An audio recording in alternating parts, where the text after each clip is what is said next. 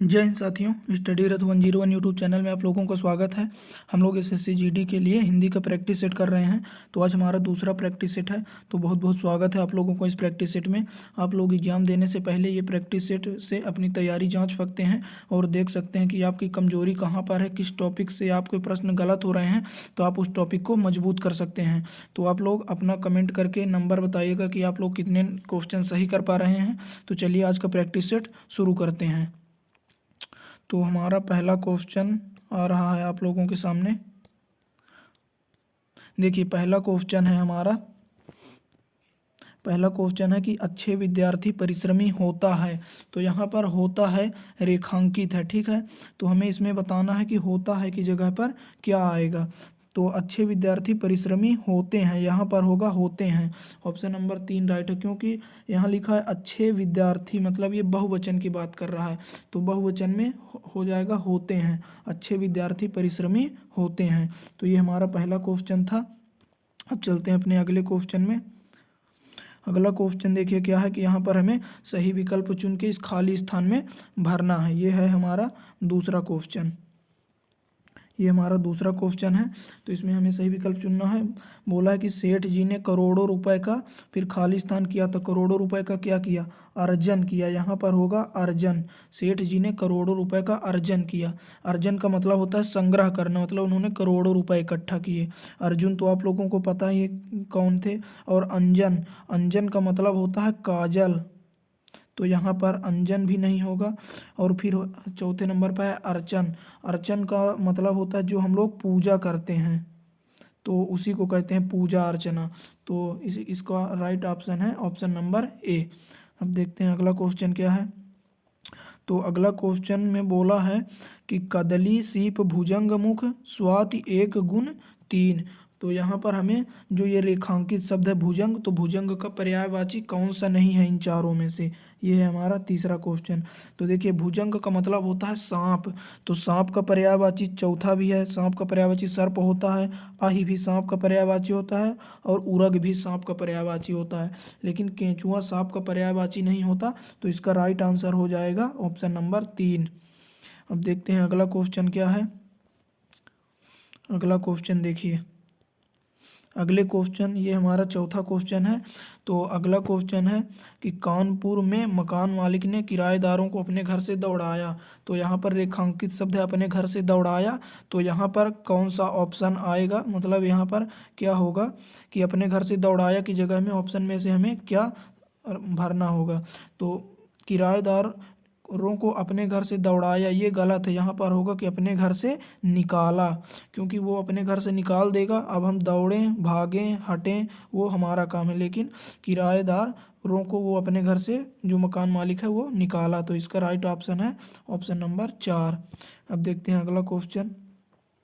ये है हमारा पाँचवा क्वेश्चन। पाँचवा क्वेश्चन है। इसमें बोला है कि जिसे बुलाया ना गया हो, इसके लिए एक शब्द। तो जिसे बुलाया ना गया हो उसे हम कहते हैं अनाहूत। और जिसे बुलाया जाता है उसे कहते हैं आहूत। जिसे बुलाया गया हो, जिसे बुलाया गया हो वो होता है आहूत। और जिसे ना बुलाया गया हो वो होता है अनाहूत। तो इसका राइट आंसर है ऑप्शन नंबर ए। अतिथि उसे कहते हैं जिसके आने की तिथि नहीं ज्ञात होती, उसे कहते हैं अतिथि। और अज्ञात, जो जिसके बारे में नहीं पता होता, उसे कहते हैं अज्ञात। तो इसका राइट ऑप्शन है ऑप्शन नंबर ए, जिसे बुलाया ना गया हो अनाहूत। अब देखते हैं अगला क्वेश्चन। अगला क्वेश्चन ये हमारा छठवां क्वेश्चन है। तो इसमें क्या है कि यहाँ पर भी हमें पता करना है कि किस भाग में त्रुटि है। तो विद्यार्थियों ने राष्ट्रपति को अभिनंदन पत्र अर्पित की। तो इसमें बताना है कहाँ पर त्रुटि है। तो पढ़ने से ही समझ में आ रहा है कि अभिनंदन पत्र अर्पित की, ये गलत है। यहाँ पर होना चाहिए कि अभिनंदन पत्र अर्पित किया। तो इसलिए ऑप्शन नंबर 3 इसका राइट आंसर हो जाएगा। हमें इसमें यही बताना था कि किस भाग में त्रुटि है। तो त्रुटि है यह ऑप्शन नंबर 3। यहाँ पर होना चाहिए कि विद्यार्थियों ने राष्ट्रपति को अभिनंदन पत्र अर्पित किया।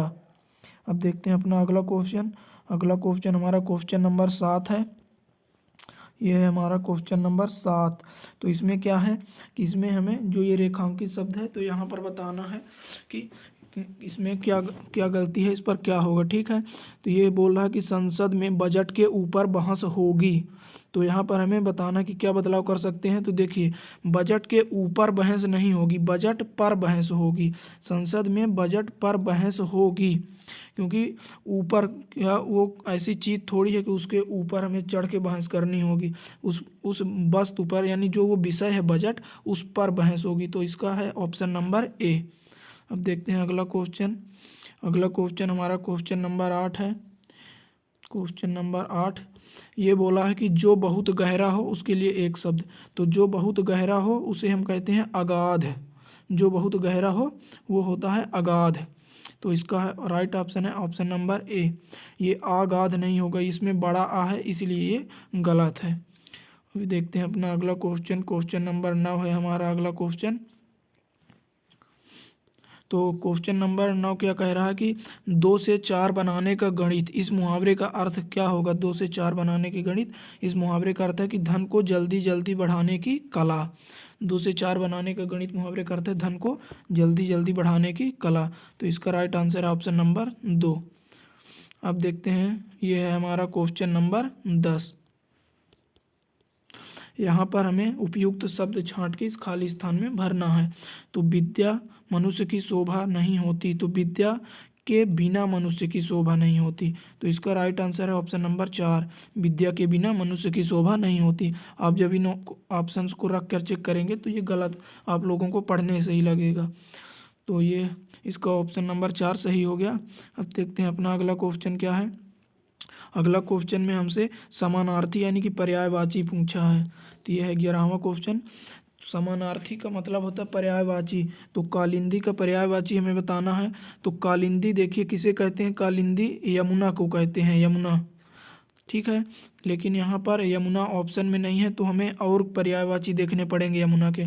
तो यमुना का पर्यायवाची होता है अर्कजा। यमुना जो है ये सूर्य की पुत्री हैं, और सूर्य का पर्यायवाची होता है अर्क। तो अर्क इसमें जा लग गया, मतलब अर्क से जन्मी, यानी सूर्य से जन्मी, सूर्य की पुत्री यमुना। तो इसका राइट आंसर है ऑप्शन नंबर 3। और विष्णुपदी हम गंगा मैया को कहते हैं, क्योंकि जब विष्णु गंगा मैया स्वर्ग से आई थी तो वो विष्णु भगवान के पैर से होते हुए आई थी। तो विष्णुपदी गंगा मैया का पर्यायवाची है, और अर्कजा यमुना मैया का पर्यायवाची है। अब देखते हैं अपना अगला क्वेश्चन। अगले क्वेश्चन में हमसे विलोम पूछा है, पुरोगामी का विलोम। तो देखते हैं पुरोगामी का विलोम क्या होगा। तो पुरोगामी का मतलब क्या होता है। पुरोगामी का मतलब होता है कि आगे की ओर चलने वाला, यानी आगे चलने वाला, आगे चलने वाला होता है पुरोगामी। तो पुरोगामी का विलोम हो जाएगा पश्चगामी, यानी पीछे चलने वाला। और यदि पुरोगामी की जगह होता अग्रगामी तो भी उसका विलोम पश्चगामी ही होता, क्योंकि अग्रगामी का मतलब भी होता है आगे चलने वाला, और पुरोगामी का मतलब भी होता है आगे चलने वाला। तो इन दोनों का विलोम हो जाता है पश्चगामी, यानी पीछे चलने वाला। तो इसका राइट ऑप्शन है ऑप्शन नंबर 2। अब देखते हैं अगला क्वेश्चन क्या है। अगले क्वेश्चन में हमें मुहावरा देकर अर्थ पूछ रहा है कि दाल में जरूर कुछ काला है, इस मुहावरे का अर्थ। तो देखिए, हम ये कब बोलते हैं, जब हमें किसी पर कुछ संदेह रहता है तब हम बोलते हैं कि दाल में जरूर कुछ काला है। तो दाल में जरूर कुछ काला है मुहावरे का अर्थ हो जाएगा संदेह होना। तो इसका राइट ऑप्शन है ऑप्शन नंबर 2। अब देखते हैं अगला क्वेश्चन। अगले क्वेश्चन हमारा वर्तनी से है। बोल रहा है कि इसमें दिए गए शब्दों में शुद्ध शब्द कौन सा है। तो ऑप्शन नंबर ए है यश लाभ। तो देखिए, यश लाभ गलत है, क्योंकि शुद्ध शब्द होता है यशो लाभ। यशो लाभ, यशो लाभ होता है यश के द्वारा, यानी यश से प्राप्त लाभ होता है यशो लाभ। तो यश लाभ गलत होता है, सही होता है यशो लाभ। और यहाँ पर देखिए व्यापित लिखा है, तो व्यापित भी गलत होता है, इसका शुद्ध होता है व्याप्त। तो इसका शुद्ध होता है व्याप्त, तो ये भी गलत है। और यहाँ देखिए लालायित लिखा है, तो ये भी गलत है, क्योंकि लालायित में दोनों ला बड़े होते हैं, लालायित। तो हमारा राइट ऑप्शन है ऑप्शन नंबर 4। यहाँ पर लिखा है लिखा, तो लिखा शब्द शुद्ध है। अब देखते हैं अगला क्वेश्चन क्या है। अगला है कि विषयी के विलोम का चयन करें। तो देखिए, आप लोगों ने ये तो विलोम में पढ़ा होगा कि योगी, योगी का विलोम होता है भोगी, ठीक है, योगी का विलोम होता है भोगी। तो यहाँ पर विषयी का विलोम पूछा है, तो विषयी हम भोगी को ही कहते हैं, विषयी। विषयी हम भोगी को कहते हैं, तो विषयी का विलोम हो जाएगा योगी, लेकिन योगी हमारा कहीं भी ऑप्शन में नहीं है। तो अब हम देखते हैं कि योगी का मतलब क्या होता है। तो जो होता है जितेंद्रिय, ठीक है, जितेंद्रिय। तो जितेंद्रिय का मतलब होता है योगी, और विषयी का विलोम, विषयी का मतलब होता है भोगी। तो विषयी का विलोम हो जाएगा जितेंद्रिय, विषयी का मतलब भोगी, जितेंद्रिय का मतलब योगी। तो योगी का विलोम भोगी, उसी तरह विषयी का विलोम जितेंद्रिय। तो इसका राइट ऑप्शन है ऑप्शन नंबर 2। अब देखते हैं अगला क्वेश्चन। अब देखिए ये हमारा गद्यांश से आ गया है, तो हम इसे पढ़ेंगे। तो इसमें क्या लिखा है, सबसे पहले कि भारत माता की कोख में जो अमूल्य, फिर ये खाली स्थान है, भरी हैं। तो हम ऑप्शन से देखेंगे कि भारत माता की कोख में क्या अमूल्य भरी हैं। तो वृत्तियां भरी हैं, कि मूर्तियां भरी हैं, कि कृतियां भरी हैं, कि निधियां भरी हैं। तो इसका राइट ऑप्शन हो जाएगा ऑप्शन नंबर 4, कि भारत माता की कोख में अमूल्य निधियां भरी हैं। तो इसका राइट ऑप्शन है ऑप्शन नंबर 4। फिर से हम पढ़ेंगे शुरू से कि भारत माता की कोख में जो अमूल्य निधियां भरी हैं, जिनके कारण वह क्या कहलाती हैं। तो श्वेतांबरा कहलाती हैं, कि नीलांबरा, की वसुंधरा, की कंदरा। तो आप लोगों को पता होगा कि भारत माता वसुंधरा कहलाती हैं। तो इसका राइट ऑप्शन है ऑप्शन नंबर 3, श्वेतांबरा, नीलांबरा, कंदरा ये गलत है। अब देखते हैं अगला क्वेश्चन। तो शुरू से पढ़ते हैं एक बार फिर से कि भारत माता की कोख में जो अमूल्य निधियां भरी हैं, जिसके कारण वह वसुंधरा कहलाती हैं, उससे कौन परिचित ना होना चाहेगा। लाखों करोड़ों वर्षों से अनेक प्रकार की धातुओं को पृथ्वी के गर्भ में पोषण मिला है। दिन रात बहने वाली नदियों ने पहाड़ों को पीस पीस कर प्रकार की मिट्टियों से पृथ्वी को की देह को सजाया है। तो यहाँ पर देखते हैं खालिस्तान में क्या होगा, ऑप्शन देखते हैं। तो क्या है कि दिन रात बहने वाली नदियों ने पहाड़ों को पीस पीस कर अनचाहा प्रकार की मिट्टियों से, तो अनचाहा गलत हो जाएगा। फिर अगला ऑप्शन है अधिकरण।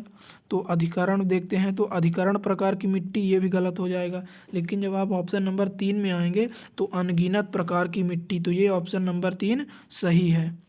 अब अगले क्वेश्चन में देखते हैं। धातुओं को पृथ्वी के गर्भ से पोषण मिला। दिन रात बहने वाली नदियों ने पहाड़ों को पीस पीस कर अनगिनत प्रकार की मिट्टियों से पृथ्वी की देह को सजाया है। हमारे भावी आर्थिक इसमें देखिए क्या होगा, ये बोला है कि हमारे भावी आर्थिक निर्माण के लिए। तो इसका ऑप्शन नंबर ए सही होगा। हमारे भावी आर्थिक निर्माण के लिए उन सब की जांच पड़ताल अत्यंत आवश्यक है। इसका ऑप्शन नंबर बी गलत है, ऑप्शन नंबर ए सही है। हमारे भावी आर्थिक निर्माण के लिए, हमारा पतन तो होगा नहीं कि हमारा आर्थिक पतन होगा, तो ये सब गलत है। हमारे भावी आर्थिक निर्माण के लिए। अब देखते हैं अपना आज का लास्ट क्वेश्चन कि हमारे भावी आर्थिक निर्माण के लिए सबकी जांच पड़ताल अत्यंत आवश्यक है। पृथ्वी की गोद में जन्म लेने वाले खड़े पत्थर कुशल। अब देखिए यहाँ पर क्या होगा, तो ऑप्शन देखते हैं कि कुशल, शिक्षित होगा, कि युवक होगा, प्रशिक्षित होगा, कि शिल्पियों होगा। तो यहाँ पर होगा शिल्पियों। शिल्पियों उनको कहते हैं जो पत्थरों का काम करते हैं, पत्थरों का रूप बदलते हैं। तो यहाँ पर हो जाएगा शिल्पियों की। पृथ्वी की गोद में जन्म लेने वाले खड़े पत्थर कुशल शिल्पियों से संवारे जाने पर अत्यंत समृद्धि का प्रतीक बन जाते हैं। तो आज का हमारा प्रैक्टिस सेट यहीं पर था। आप लोग अपना स्कोर जरूर शेयर करिएगा कि कितना आप लोगों का सही हुआ है। फिर से मिलेंगे अगले प्रैक्टिस सेट में, तब तक के लिए धन्यवाद। जय हिंद।